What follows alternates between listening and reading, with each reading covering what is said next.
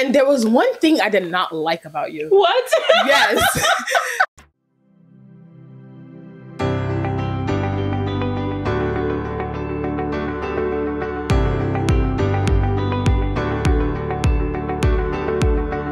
Hello, hello, hello.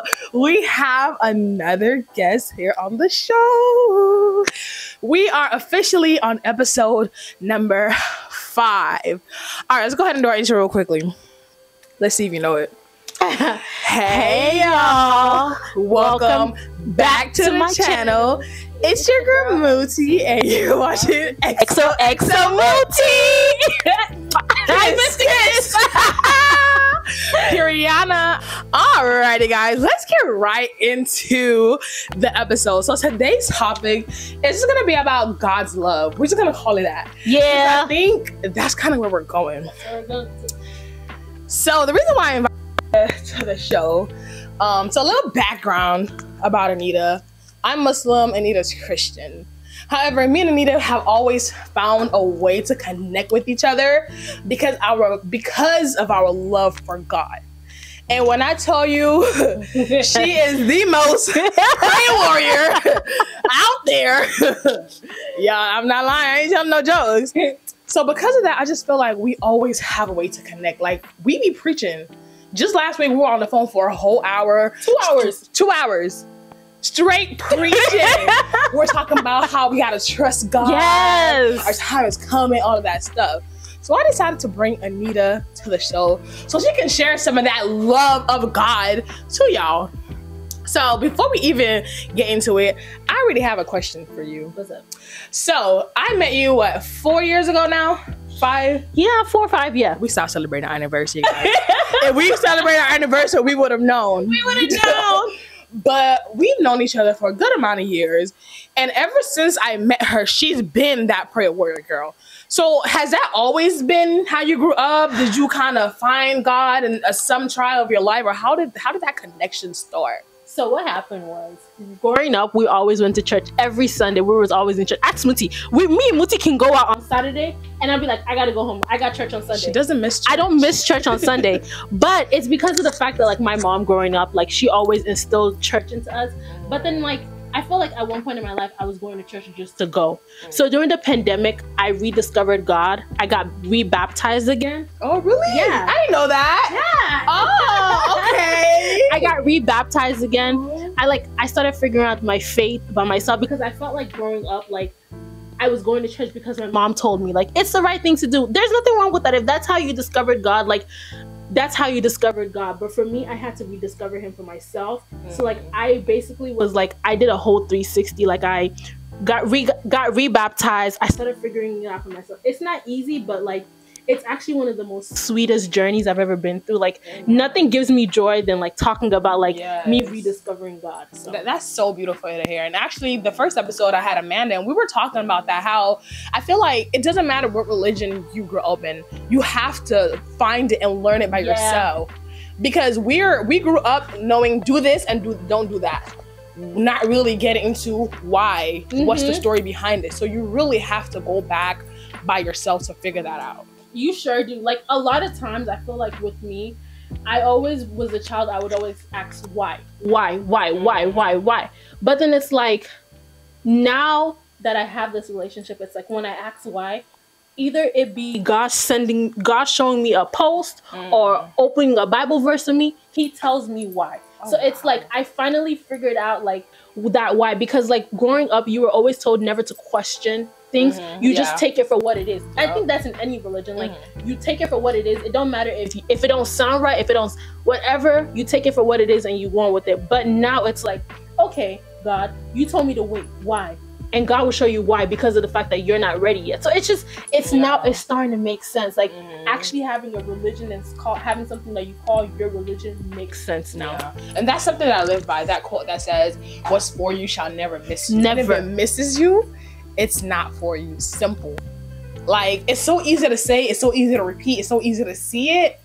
But truth believe, there's some things that happen in my life. Let's say there's something that I wanted and I didn't get it, and then something else happened. I start to realize why it wouldn't even have gone correctly if it happened. Oh, like, what was it? So I'm making like a transition in my life, like work-wise now, right? Like when I graduated undergrad, I had a plan, like a set plan. I was like, this is what I have to do, this is what I have to do, this is where I'm gonna go. Ask anybody. Your girl had a plan. She was ready to go. Like that's what I'm a planner. I plan things out. But after I graduated, I finally realized that that plan, you would throw it out the window. Throw it out the window. Just the fact that you wake up in the morning and at least you have a minute understanding of what you're going to, just give thanks to God, because that alone is like, is good. And like Muti was saying, like what is for you will not miss you. Never. There are so many things that it's just like have come my way that I'm like, God, how? But it's like, it was my time. It was my turn. Yes. That statement, what is for you will never miss you, is one thing I live by. There's so many blessings that I've gotten, and it's like, how did I get it? But it's because it is for me. Nobody can take it away from me. This one prayer my mom always makes us pray when we were growing up, it was like, my feet and my name shall be put in rooms for good things. Wow. I pray that prayer every day, and I'm a living testimony of that prayer. Amen. There are things that I get at work that it's like, other people around me, they don't get it. But because of the fact that that prayer, I repeat it every day, there's so many opportunities, so many things that it's just like, how? Which is like, sometimes I'm like, how? You can't explain it. You just take it for what it is and you tell God, thank you. That's it. And I'm really happy that you brought up that prayer. The reason why I'm happy you brought it up, because the next direction I was kind of going to is, sometimes it's not only about praying, it's also about trusting and believing God. Yes. How can you pray about something and still worry? And I'm talking to myself. I'm asking myself that question. Literally.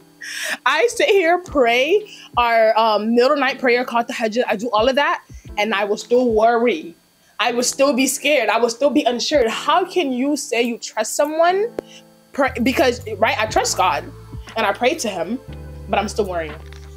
I'm gonna do the math. I personally know I have a lot of work to do in regarding my connection with Allah, in terms of like trusting him, and in terms of like actually believing what I preach, believing what's for you shall never miss you, believing with every hardship come ease. I have a hard time believing it. And I know with every hardship come ease, I know it, but it's just so hard. Do you feel like that's something you kind of struggle with, or were you in that aspect? Yeah, that's most definitely. I was just pulling up this Bible verse that I always read. I have to read like Matthew 6:25 to the end. I read that basically every week, because the whole scope of that verse is just like, the birds don't have to worry about what they eat. The flowers don't have to worry about blooming. So you that is a child of God, why do you have to worry about it? And ever since I read that Bible verse, it's like, it's starting to make sense. There'll be times where it's like, I sit down and I snap out. Like, I legit have to tell myself, I need to snap out of it. Why are you worrying? Yeah. Because at the end of the day, it's going to work out. It is. Things that you never even thought you could own, things that you never even thought in your wildest dream that you could get it. When things look down, like when I tell you there was a time in my life, sometime last year, where things were down. Like, I was just like, what is going on? Where is it gonna happen? How is this gonna happen? It was just like hit after hit after hit after hit. But then I realized it was like, when you keep worrying about it, you're going to get yourself upset. Yeah. So why don't you just sit in it? It's like a ride. Like my director told me this saying. She was like, when it comes to your relationship with God, when he says take the back seat, actually take the back seat. Don't try to hold on to the side of the I be trying to be the driver. Yes. You want to be the driver. She's like, or the passenger. Actually take the back seat. Don't try to hold on to the steering wheel. Don't try to give him directions. Don't try to do that. Take a back seat. Literally be a passenger princess. That's what I tell myself. I'm like, I'm a passenger princess of this ride with God. If you can be a passenger princess in your car with your mans, you better be a passenger princess with God. That's it. Okay. I love that. I like the perspective. Yes. Of that. That's true. Because sometimes I be trying to be the driver. And you can't. I can't. If you be the driver, I feel like the more you try to be the driver, the more you be like, okay, well, then you miss the GPS. Imagine you going, anyone who's from Houston, y'all know. Imagine you going 610 loop. And then the GPS is telling you take 610 south. If you know they're redoing 610, how are you going to take 610 south when the GPS is telling you this way? So sit down. Sit down and just follow the ride. Sit down. And something that you mentioned earlier that I know I also fall into that category of is that plan. baby, I have me the moment one thing in my life changed. Like, let me say, for example, I could get a $10,000 grant today. I promise you, Anita is redoing her entire life. I am planning my whole entire life all over again. I never just sit in some moment and just appreciate it. I'm like, all right. Or one bad thing happened, I failed an exam. All right, plan my entire life again. Like, I remember when I had who was it? I had gotten my LSAT score, and then I had failed my LSAT. And I said, okay, cool. Well, that day, I signed up for the next LSAT that was upcoming. Wow. I didn't even like sit down and at least tell God, thank you for at least me making it through this. Because people study, people don't take it. I didn't even say thank you, God. I signed up for the next one. As soon as I filled that one again, I said, okay, listen, we gotta find another plan. God said, I told you to sit down. I told you to sit down. And then when I had got my internship, right, I was like, okay, cool. Yeah, next thing. No, take time. Sit down, like, go slow. Like, I have to tell myself, go slow, because it's like, if you don't, you will really be next. Plan A, plan. I literally have, unless like I'm doing something like my work email, I have banned myself from using an agenda. Really? I banned myself from using an agenda. I have an agenda just for like, you know, certain things that I know I need to put down and remember. Because I used to have this saying, once it's written in pen, I have to do it. If I don't write it down, it's not happening. So I have this saying, it's like, once it's written in pen, it has to do it. And I feel like when I used to do that, sometimes I sit down, no cap y'all. Sometimes I sit down and I be like, I feel like when God hears me say stuff, he be laughing at me. Because it's like, oh, okay, no problem. Write it now. But it's like, do you? Exactly. Because at the end of the day, my own plan was still win. Exactly. So I feel like going do you and stuff like that. But I was just like, whenever I write it down, I'm like, oh, I can't change it. Now I don't even use an agenda. If it's in my work email, that's work stuff that will happen. Personal, whatever happens. Whatever happens. Amen. All right, so I don't know if I ever told you this before. Like I mentioned earlier, I've known Anita for a couple of while. And as me and Anita started getting closer, you know, we started sharing more things with each other. And there was one thing I did not like about you. What? Yes. There was one thing I did not like about you. What did you like? I would tell Anita something and she would automatically direct it back to God. And it's not a bad thing. It was like, okay, for example, I can say, this exam is so hard, I want to drop out of the class. She'd be like, God got you. Keep praying. And I'm like, sometimes I want to hear, don't do it. You got it. Don't. But she'd be like, God got you. But then he got you, though. He do got me. Did you make it through? I did make it through. But I was just like, oh my God. Sometimes I wanted to hear something else. And it's not a bad thing. Eventually, now that's how we talk to each other. Yeah. Before, I was not responding to you like that. If you were to tell me something, I'd sit over there, give you advice, but now it's kind of like, honestly, Julie, who's the one that knew what we were going to do before we did it? Like, I remember one time, it was your graduation, right? Oh, yeah. I would never forget that situation. Bro, y'all shouldn't talk to me for like 2 days straight. So the girl's graduation wasn't working out. I was like, Muti, God is going to work it out. We have a plan A, plan B. Muti was like, I don't want to hear the plan B. I don't want to hear da. I want to do plan A. I was like, bro, if you plan for the other things, right? And that was with me still. I was still planning and, like, you know, not letting go and stuff like that. But at the end of the day, I always go back to God because, bro, that's the only thing that keeps me sane. If nothing else in this world keeps me sane, because there's so many different things that goes on in my life. If I sit here and list everything that goes on in my life, at work, in my house, y'all would really be like, how do you keep a sane mind? God. Literally, like, there are days where it's like, I don't read my devotion, I don't read my Bible, and I feel like, oh my God, I have to. So now I'm making an unconscious effort. I started reading the Bible, y'all. Yeah. I'm almost done with the New Testament and everything. So it's just like, that is what's keeping me going. Like, that's the only thing. Like, people look at me and they're like, damn, you religious. Heck yeah, I'm religious because that's the only way. If God don't do it, who will? Thank you. That's the only way. I can't believe you didn't like that, bro. I didn't know. I was like, I wrote it in my notes too. I was like, okay, can't talk to Anita because every time I talk to her, she always direct to God. Next. Like, gosh, just give me some words of encouragement sometime. Don't, like, I know he got me, but you know, that's what works for me. I feel like there's no better words of encouragement than, like, God's got you, because I feel like sometimes whenever I try not to give my own advice because it's like, that's worldly advice. Nothing wrong with that. If I ask my friends for advice, that's cool. But for me, before I'll ask my friends for advice, I'm starting to make a conscious effort. I go to God first. Yeah. And then I ask him for, like, there are so many things that happen. And it's just like, I'll really sit in my car. I'll be crying, bawling my eyes out, y'all, boo-hoo crying.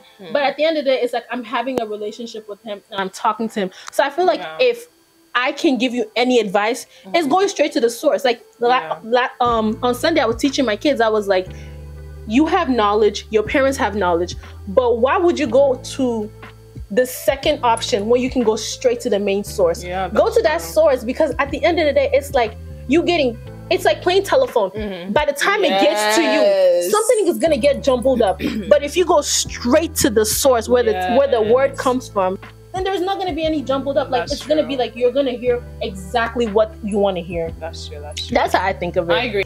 And that's something I've been practicing recently, talking to God. And when I say talking to him, I don't mean just praying my daily prayer. I don't mean praying the Hajj. I mean literally sitting down there and be like, Ya Allah, I know I asked you for this. No, let's scratch that.